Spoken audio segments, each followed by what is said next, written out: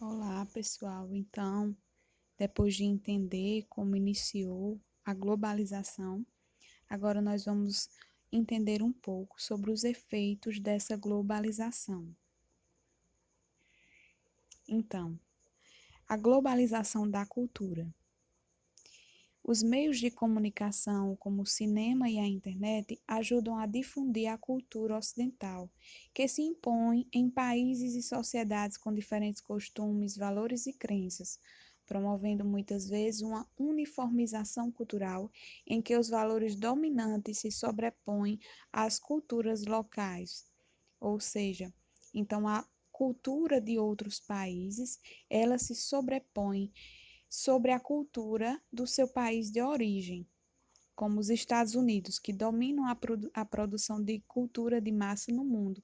Os filmes de Hollywood, por exemplo, são produzidos para o mercado mundial, visando um público o mais amplo possível. As produções estadunidenses lideram o faturamento do mercado cinematográfico. As séries produzidas nos Estados Unidos e exibidas nas redes de televisão de diversas partes do mundo retratam a vida e os valores estadunidenses. Esses produtos culturais são exportados e assistidos por milhões de telespectadores, disseminando valores, hábitos e traços culturais que vão sendo assimilados pelo público estrangeiro ao longo do tempo. Então, o que é essa globalização da cultura? É quando a cultura de outro país ela se estabelece, ela se sobrepõe à cultura daquele país de origem. Então, outro efeito da globalização é a indústria cultural. O que é essa indústria cultural? A principal estratégia é criar, desenvolver e fundir por meio de televisão, de rádio, de cinema, de arte, livros, revistas, de propagandas, um estilo de vida consumista, além de formar padrões culturais ligados aos hábitos de consumo. Então, a principal função dessa indústria cultural é incentivar o consumismo. A indústria cultural, por meio da propaganda, estimula o desejo de consumir os chamados artigos da moda e a troca constante dos produtos que rapidamente se tornam obsoletos. Então, aí nós temos a imagem de uma pessoa consumista, certo? Então, outro efeito aí da globalização é o multiculturalismo. Então, entende-se por multiculturalismo a convivência entre povos com identidades culturais distintas em um mesmo território, país ou região, sem que algum deles predomine sobre as outras. Então, é a diversidade de povos, a diversidade de culturas em uma única região ou em um único país, sem que nenhuma delas predomine sobre as outras. As identidades culturais são constituídas por diversas simbologias, referências e experiências, o que permite criar um sentimento de pertencimento do indivíduo a determinado povo. Elas podem estar relacionadas a aspectos e valores religiosos, étnicos, territoriais, linguísticos. O intenso desenvolvimento dos meios de comunicação e de transporte, a rapidez da circulação das informações, o aumento das trocas comerciais entre os países e as demais características da economia globalizada vêm permitindo uma maior conexão entre as diversas identidades culturais presentes no mundo. Aceitar as diferenças e valorizar culturas e modos de vida diversos é uma maneira de perceber que não existe um modo correto e único de viver. Cultivar a diversidade é um modo de ressaltar a convivência pacífica e de se contrapor à uniformização da cultura na globalização. Então, o multiculturalismo é isso, são as diversas culturas que existem em um território, em um país, e nenhuma delas predomina sobre as outras.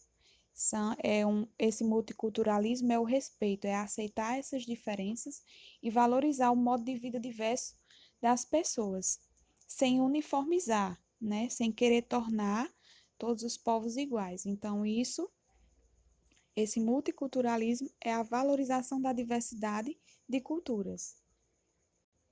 Como exemplo, a gente tem aí a imagem do Brasil. O Brasil pode ser citado como um país multicultural, porque existe uma grande diversidade de cultura, né, nas regiões do Brasil. Então, a informação em tempo real. Hoje é possível ter acesso às informações pela televisão, pela internet em tempo real. Acontecimentos ocorridos em qualquer lugar do mundo são transmitidos simultaneamente para as mais diversas partes do planeta. Um fato que ocorre na China, por exemplo, pode ser conhecido no Brasil praticamente no momento em que ele acontece. Como consequências desse imediatismo, entre a ocorrência dos fatos e a sua divulgação, temos a sensação de viver em um mundo que acontece no rádio ou na tela de nosso aparelho de televisão, tablet, smartphone ou computador. No entanto, embora atualmente a informação tenha um papel central no cotidiano das pessoas, existem desigualdades no acesso aos meios de informação. Então, os acontecimentos, né, eles acontecem em tempo real, mas ainda assim existe uma desigualdade no acesso a esses meios de informação. Mundo digital e redes sociais. Então, cada vez mais as pessoas acessam a internet para fazer pesquisas, ler notícias e compartilhar ideias, interesses em comuns, mensagens e até fatos de sua vida pessoal. Tudo graças ao desenvolvimento e à difusão de tecnologias de informação e comunicação. Então, esse mundo digital, essas redes sociais, eles servem para tudo isso, né? E também serve também para organizar por meio dessas redes sociais. Os grupos eles passaram a se organizar para movimentos para reivindicar. Então, um exemplo que temos é no Brasil, que muitos grupos passaram a se organizar por meio das redes sociais. Um exemplo foi em junho de 2013, um movimento que reivindicava a diminuição das tarifas do transporte público em São Paulo, que ganhou uma adesão de milhares de pessoas, principalmente por meio da divulgação feita em tempo real na internet. Os protestos rapidamente se espalharam por várias cidades do país, ganharam repercussão internacional e passaram a debater temas diversos como os gastos públicos, a qualidade dos serviços públicos e a corrupção, entre outros. O mundo digital e as redes sociais. Então, essas redes sociais, elas têm diversas funções, como a gente escutou, como a gente viu, né? Como a gente percebeu. Ela tem as diversas funções, como compartilhar coisas que acontecem em nosso cotidiano, até organizar manifestações por meio dessas redes sociais. Mas esse acesso às, às redes sociais ou esse acesso à tecnologia, ele não acontece de maneira igualitária, né? Existe uma desigualdade no acesso da informação.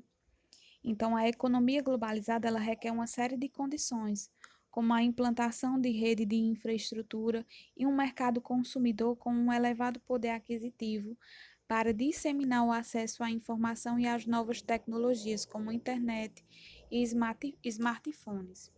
Em alguns locais, como nos países mais desenvolvidos, observa-se a concentração dos meios de comunicação e a rápida produção e circulação de informação. Em outros, verifica-se uma carência de conteúdos e elevados percentuais de população sem acesso à informação e às demais tecnologias. Portanto, as desigualdades sociais acentuadas no processo de globalização podem ser observadas também nas desigualdades do acesso à informação. Então, nos países mais desenvolvidos existe uma maior facilidade ao acesso a essas informações e nos países subdesenvolvidos existe uma carência maior do acesso a essas informações e também às tecnologias. Então, nessa charge, temos a primeira imagem aí, que a menina fala, o meu iPhone está tocando. Já na segunda imagem, a gente vê a setinha, né, ligada a barriga desse menininho que está representado na imagem e diz: Meu iPhone está tocando. Então, essa desigualdade, a imagem representa essa desigualdade existente. Então, o que é essa privacidade, a vigilância e a censura na internet? Os estudos revelam que em 2008, cerca de 4 bilhões de pessoas eram usuárias de internet, o que representa 53% da população mundial. Embora o número de usuários venha subindo nas últimas décadas, a liberdade na rede diminuiu em decorrência do aumento da manipulação de conteúdo online, da vigilância e das restrições aos direitos dos internautas. Então, esse direito ao acesso a essa internet, a disseminação de conteúdo, ele passa a ter uma restrição, ele passa a ser vigiado. O relatório indica que muitos governos criam estratégias para censurar determinadas informações e pressionar a remoção de conteúdos que podem comprometer a continuidade de sua administração. Em sociedades com governos autoritários, há uma profunda preocupação das autoridades em relação ao uso da internet. Então, os governos eles passam a restringir, né, esse uso dessa internet. Algumas informações elas passam a ser censuradas com o objetivo de proteger a administração desses governos. De uma forma geral, a vigilância cresceu em um nível mundial. Mesmo em países considerados exemplos de democracia, a adoção de práticas para aumentar a vigilância e a censura na internet vem aumentando, sob o discurso do combate ao terrorismo e à expansão de grupos extremistas. Então, a sociedade do consumo. No mundo atual, as pessoas são incentivadas a consumir cada vez mais mercadorias e serviços. As empresas procuram manter o consumo em ascensão para que seu lucro cresça progressivamente.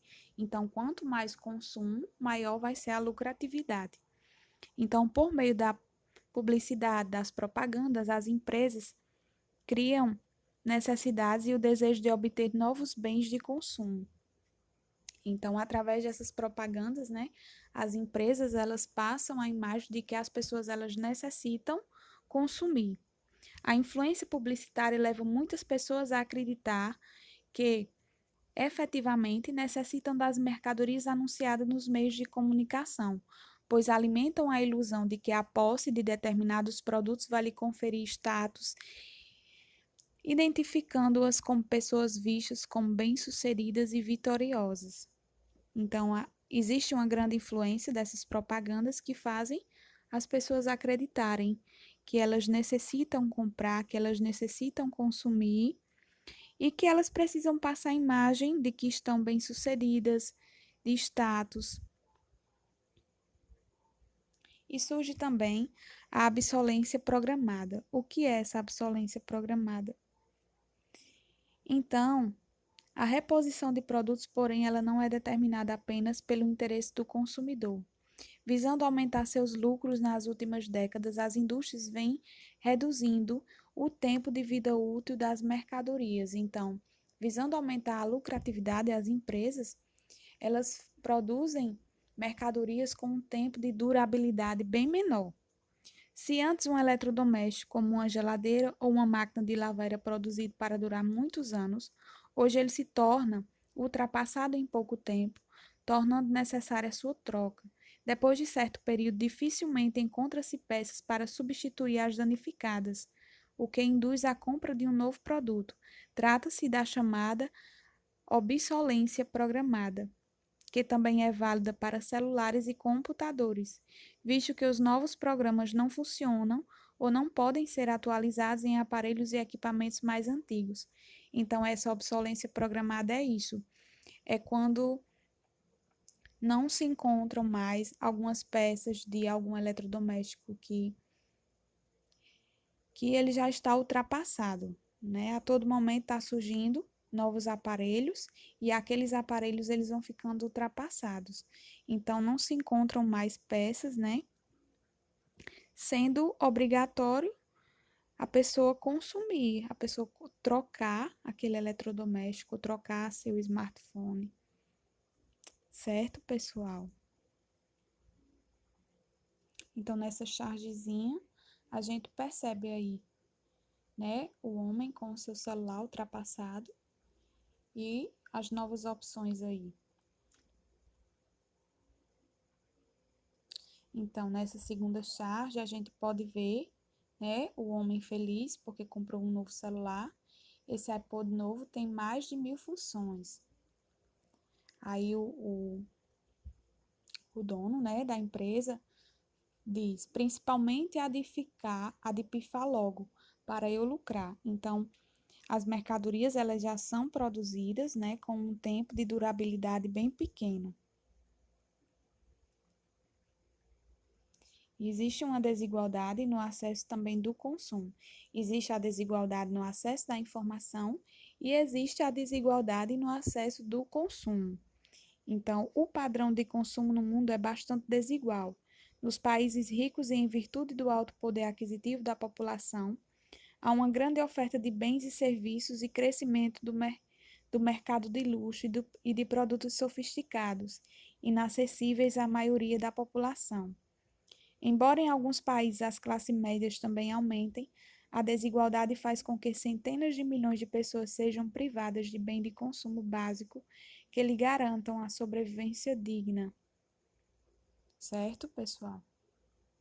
Então, até a nossa próxima aula.